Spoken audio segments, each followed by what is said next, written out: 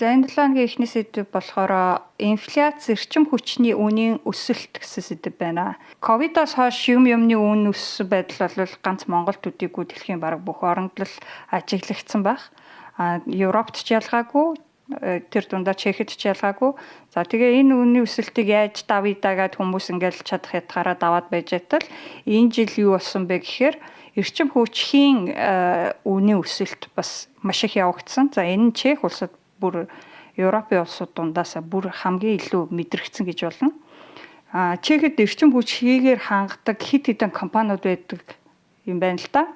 Тэгээд энэ компаниуд ер нь айл нь л өнгөрсөн 100-аас эхлээл тарифында өөрчлөлт орно гэдэг талаар мэдээлэл гаргаж эхэлсэн.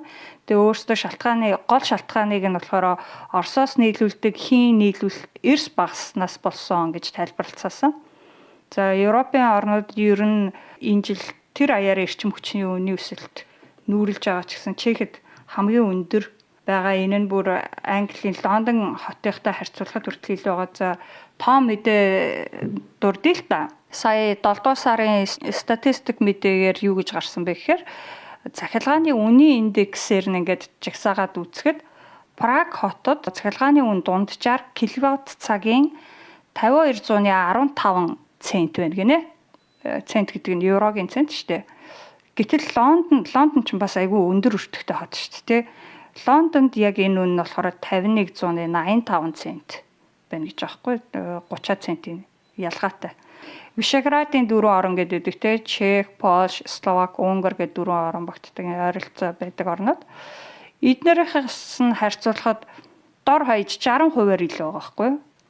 Үлдсэн 3 орныхаа хамгийн өндөр байгаа нь гэхэд Польш улсад 1 кВт цагийн цахилгааны үн 3183 цент. Цаашлаад ярих юм бол Европын орнууд дундаа цахилгааны үн хамгийн доогуур байгаа нь Норвеги улсад 1283 цент байна гэж. Тэгэхээр 12-оос 52 гэдэг бол бүр 40 центийн ялгаатай гэдэг. Бараг 80%-аар илүү байгаа байхгүй юу? За тэгээд энэ асуудлаас болоод иргэд бол ер нь их бухимдалтай байгаа. Янз бүрийн жагсаал цуглаан болж байна. Тэгсэн засгийн газраас яасан бэ гэхээр 9 дугаар сарын дундуур хуралдаад нэг шийдвэр гаргасан. Тэр нь болохоор өрөх жижиг дунд бизнес болон олон нийтийн буюу улсын байгууллагуудын цахилгаан болон хийн төлбөрт ямар нэгэн хөнгөлөлт үзүүлнэ гэсэн. Одоо олон нийтийн улсын байгууллагууд гэдэг нь цэцэрлэг сургууль, захиргааны байгууллагууд орно л доо.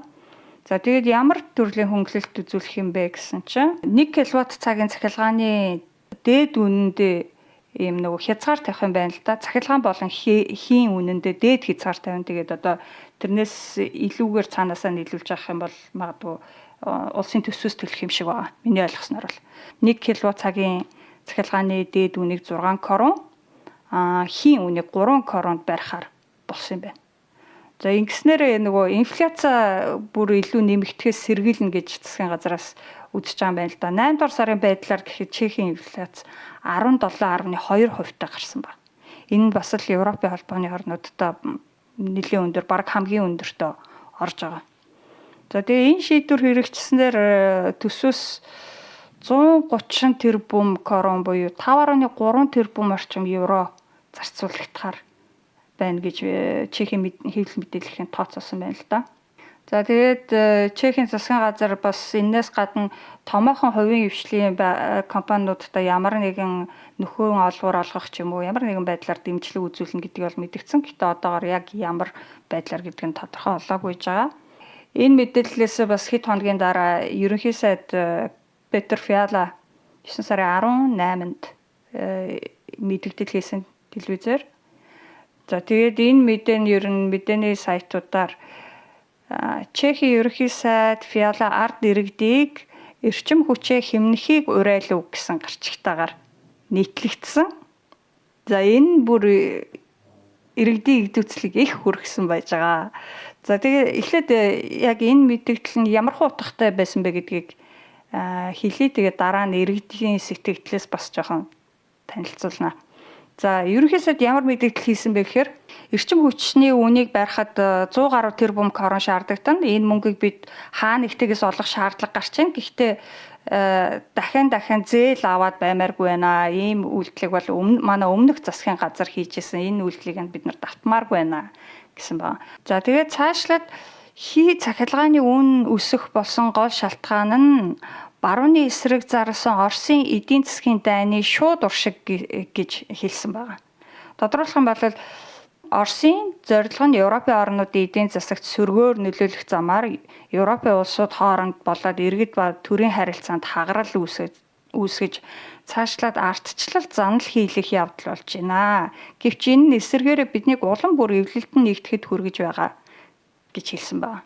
Чехийн эрчим хүчний үйлдвэрлэл томоохон өөрчлөлт хийх шаардлага тулгараад байгаа ба энэ өөрчлөлтийг хийж дуусгахад хэдэн сар жилийн хугацаа шаардагдана. Гэхдээ бид аль хэдийн арга хэмжээнүүд аваад эхэлчихсэн. Тухайлбал хий нөөцийг үүсгэж бэлдсэн Дукованы цөмийн эрчим хүчний станцын өргөтгөлийн ажилд ахиц орсон гэх мэт ажлууд хийсэн. Бид Чех улсыг аль болох ойрын хугацаанд эрчим хүчний хэрэгцээгээ бүрэн хангадаг улс болохын төлөө чадах бүхнээ хийж байна гэж хэлсэн байгаамаа. Их тань сонсогдож байна. За энэ дээр нэг тодруулах хийхэд Deutsche Welle-гээс гаргасан нэг мэдээг харсан чинь Европын холбооны зүгээс ч гэсэн ерөнхийдөө иймэрхүү арга хэмжээ авахыг гишүүн орнуудтай зөвлөж байгаа юм байна л да. Одоо нөгөө цахилгааны төлбөрийн дээд хэмжээнд хязгаар тавих ч гэдэг юм уу те. Тэгээд энэ мэдээнд бас нэг дурдсан тоо мэдээлэл нь гэхээр Европын холбооны 13 улс аль хэдийн Оросоос хий авахаа болсон гинэ.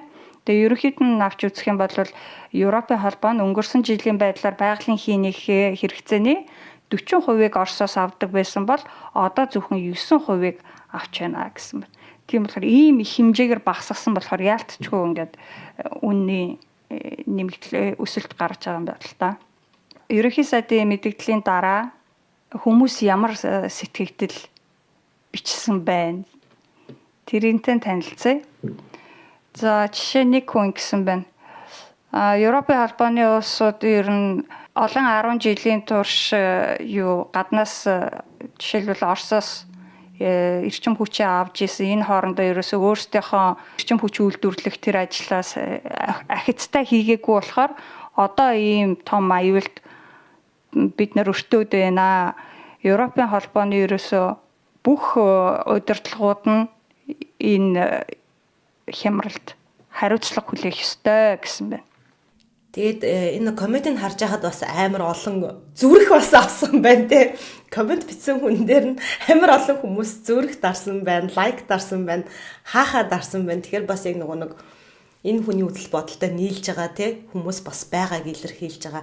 Ерөнхийдөө нөгөө мэдээллүүд дээр ингээ коммент бичингүүд хамгийн их реакшн авч байгаа комментүүд тод харагддаг шүү те. Тий, одоо лайк дарсан, зүрх дарсан гэдэг чинь ер нь тэгэл санал нийлж ийна л гэсэн үг л үү тий.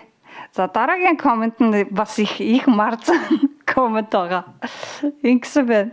Санаж гин үү тэр үеийг бүх юугаа халаагуур радиатор хамгийн эцсдэр нь өндөр хэмжүүр дээр нь тавьчаад тэрийг ингээд зохицуулах ганц арга маань бол бид нар зүгээр цонхоо онгойлгож хаадаг байсан. Айгуу саркастик коммент байгаа. За тэгээд энэс цаашаага болохоор хүмүүс ер нь чиний хэлсэн хэлээгүй иргэд угаасаа мэдж байгаа яаж цахилгаанаа хэмнэх энэ төр гэж бас их ууралж уцаарлсан маягтайгаар хэлсэн комментууд анзаарэгдэжсэн. Нэг коммент болохоор энэ мэдээлэл яагаад ингэж их юу яагаад байгаа газар аваад байгаа баг бүх телевизийн сувгууд юу яагаад байна цацаад байна. Фиала ер нь хүмүүсийг иргэдийг тэнэг гэж боддөг юм уу хаашийн бид нар угаасаа эрчим хүчийг хэмнэн шал тэнэг мэдээлэл гэсэн.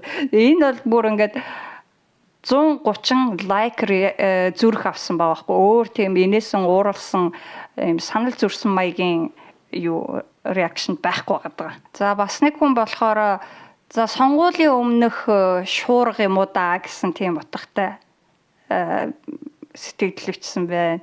Бас нийгмийн нэг хэсэг бүлэг хүмүүсийг төлөөлөх үс тийм сэтгэл байна гэж харсан.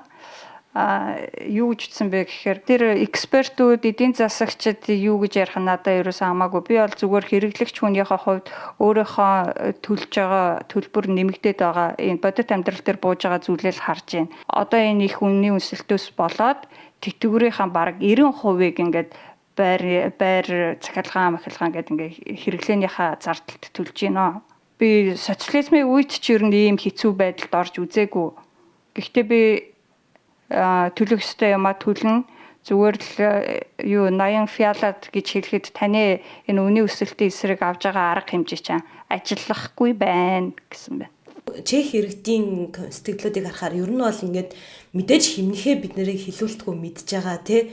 Төлөх ёстойгоо ч гэсэндээ ухамсарлаад төлдгөө. Гэхдээ бас нь яг ярьж байгаа шигээ хэрэгжүүлж байгаа арга хэмжээнүүд чинь бол болохгүй юм штэ гэдэг зүйлийг айгүйх хэлсэн байна штэ тийм ээ. Тэгэд энэ надад бас айгүй чухал санагдлаа. Тий, бас нэг анзаарагцсан юм нь болохоор гол нь Европын орнууд бүгдөө энэ асуудалтай тулгараад байгаа. Гэхдээ Чехэд хамгийн гол нь энэ үнийн өсөлт бүр амар их байгаа байхгүй. Түрүүн ихэнх хэсэгт хэлсэнтэй ингээд яг хажуу талын Польштой харьцуулахад бараг 60%-аар илүү өндөр үнэтэй байгаа байхгүй. Тэгээ тэрэнд хүмүүс гол нь маш их ууралж байгаа. Энэ асуудал байгааг нь бол ойлгож чинь. Гэхдээ яагаад бусад орнууд хөрш зэрэглэдэх орнууд чинь арай гайгүй нэрвэгдэж хахад манайх ингэж амар хямралд нэрвэгдээд байгаа юм бэ гэж их уцааралцсан баг. Амьдралд бүр яг мэдгэдгүйц нөлөөл өгж байгаа юу гэвэл яг өгж байгаа. Өнгөрсөн жилүүдэд гэтэл манай охин нөгөө сургууль дээр ингээд өдөрт ч баг 10 сарын сүүл хүртэл ангидаа подолктой явдаг байсан. Тэгэхэд энэ жил ерөөсөө хичээл эхлээд нэг 2 дахь 3 дахь 7 өнөд дээр нь сургуулиас нь мэйл ирж байгаа. Тэрний өгж байгаа гэхээр хүүхдэд ингээд дулаан хувцсан тий тухтай болон дулаан хувцсыг өмсүүлээрээ ингээд анги танхим маань бол өмнөшгөө одоо халаалт авахгүй байгаа. Тэгэхээр аль болох юм ханцуутай цамц өмсүүлээд ингээд дулаан байлгахыг эцэг эхчүүд та бүхнээс хүсэж байна гэд сургуулийн удирдлагаас нь тийм цагт ирж байгаа байхгүй. Тэгэхээр эн чинь өөрөөсөө яг бидний амьдралд бүр ингээд яг шууд утгаараа нөлөөлөд байгааг нь бас ингээд харж болж байна л да. Өрхүүд болон жижиг албан байгууллагууд зүгээр наад захын ямар арга хэмжээ авч эрчим хүчээ хэмж болох вэ гэсэн юм зөвлөгөө гэх юм уу? Тийм юм зарим нэг мэдээллийн сайтууд гаргасан байсан. За би яг энийг альнаас нь авснаа мэдэхгүй байна. Би яг энэ мэдээллийг бол 3-4 сайтнаас бэлдсэн байгаа л да. Prague Morning, Expat.cz, Chete 24, Deutsche Welle.com гэх сайтуудаас бэлдсэн байгаа. За жишээлхэн бол ийм зөвлөмж байгаа. Халаалтын системийн хамгийн бага буюу минимум температурын тохиргоог багасгах нь зүгээрээ 1.5 Цельсиэр бууруулахад 9 орчим хувийн хэмнэлт хийгддэг гэсэн байна. За бас халуунаа ирдэг ус буцалгагч гэдэг чинь одоо нэг ус цэвэршүүлэгчтэй голцоо албан байгууллагуудад байгаад байдаг чинь халуун хөт ус гоождаг. Тэр чинь нэг усаа буцалгачаа тэгэл усаа халуунаар нь байлгахын тулд ингээл байсгаал халаагаад байдаг шүү дээ. Тэгээ тэрний халуун байрах температур нь гол төлөв 60 Цельс дээр байдаг юм байна л да. Тэрийг 50 болгож бууруулснаар жилд 5,000 крон хэмнэх боломжтой гэж шүү. За хөргөгчний хэмийг бас тодорхой хэмжээгээр тавихыг зөвлөсөн байгаа. Жишээлх юм бол хөргүүрийнхаа хэмийг нэмэх 4 Цельс дээр, хөлтөгчийнхаа хэмийг хасах 18 хэмдэр байлгах нь их тохиромжтой гэсэн байна. Гэрлийн шилнүүдээ одоо нөгөө зүгээр шар гэрэл байдаг бол цагаан лед гэрлэр солил хэмнэлт үүснэ. Цахилгаан хэрэгслүүдэд ашиглаагүй үедээ бүр розеткаар нь салгаж авах хэрэгтэй. Яагаад гэвэл ингээд ашиглаагүй ч гэсэн залгагдсан байгаа тохиолдолд маш багахан хэмжээний ингээд цахилгаан гүйж идэг гэсэн байдал. Би энэ нэг цахилгааны хэмнэх тухай мэдээлэлж харчаад хамгийн түрүүнд бүх харьцаатыг надад шалгасан. Тэгэл яалчгүй нэг зэнэлж мэдээлж залгаатай л байж байгаа юм чи ерөөсөө ашиглахгүй байгааг ирнэ. Залгаатай бүгдийг очиж салгалаад хэрвээ та бас подкастыг маань сонсож байгаа бол цахилгааны хэмнэх шаардлагатай гэж бодож байгаа бол ямар ч хэлсэн очиад цахилгаан хэрэгслүүдэд шалгаараа арзаткаас салгаараа тэгээ мэдээж дээр хэлсэн энэ тэгээ хөргөчний хэм за мөн ус буцалгаагч одоо өөрөөдөө парнуудынхаа тохиргоогч гэсэндээ яг анзаараад нэг шалгаараа гэж хүсэж байна. Тэгээ Монголын мэдээг одоо яг нарагийн маань хэлсэн мэдээтэй харьцуулаад харъя гэж бодохоор бид нөгөө ковидын жил гарны хугацаанд засгийн газраас бол цахилгааны төлбөрийг төрөөс даасан тий. Тэгээд цахилгааны хэрэглээний төлбөрийг төрөөс дааж явж хагаад 2022 оны 6 дугаар сарын 1-ээс эхлээд хэрэглэгч өөрсдөө иргэд өөрсдөө төлөх болсон гэдэг мэдээлэл гарсан. Тэгээд яг энэ тухай одоо энэ чинь өнгөрсөнд болоод өнгөрсөн байгаа мэдээлэл болохоор интернетээс ингээ хайхаар вебсайтууд за мөн мэдээллийн хэрэгслүүдэд телевизүүдийн видео мэдээнүүд ингээ байгаа. Ерөөсө комент байхгүй. За лайк шеэр нь бас амар бага тий. Тэгээ яг л зүгээр нэг юм цахилгааныхаа хэрэглээний төлбөрийг өөрсдөө төлөхөр боллоо гэж ингээд өнгөрчихөж байгаа юм уу? Яагаад энэ дээр нь манайхан бас ингээд реакц өгөхгүй байгаа юм болоо гэд нилээ хайсан. Тэгээ би хайж явж байгаад за 5 дугаар сарын 24-нд нийтлэгдсэн парламент телевизийн цахилгааны үнийг нэмж хөгжлийн банкны зээлийг төлнө гэсэн одоо гарч ихтэй мэдээг олж харж байгаа байхгүй юу. Тэнгүү тэр мэдээ яалтчгүй амар олон комменттэй амар олон сэтгэл лайктай те амар олон шеэртэй байж байгаа. Тэгээд мэдээж гарчгийн хувьд бол энэ чинь амар сонирхолтой одоо нөгөө бүр ингээд юу те миний мөнгөөр юу зээл төлөхөөтэй ингээд харж байгаа шүү дээ. Гэхдээ агуулга нь бол яг хөө мэдээж нөгөө 6 дугаар сарын 1-ээс хэрэглэгчид өөрсдөө цахилгааны төлбөрийг төлнө.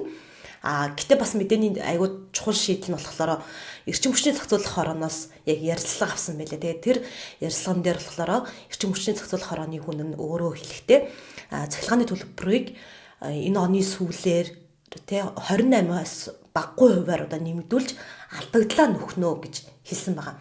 Тэгээд яг энэ үгэн дээр нөгөө сэтгүүлч маань хөгжлийн банкны зээлийг одоо бид нараар төлөвлөх гээд байна гэдэг тийм гаргалгаатайгаар энэ мэдээллийг гаргасан байгаа байхгүй. Тэгээд доор нь бол мэдээж манайхан сайхан хараалынхаа үгийг битсэн байгаа мэдээж ойлгомжтойгоор тэгээд ерөнхийлөгчтэйгөө холбож тайлбарсан. Хүүг цахилгааны төлбөр жил тэгэлсэн тэр шоуны хариу нь энэ болж байна.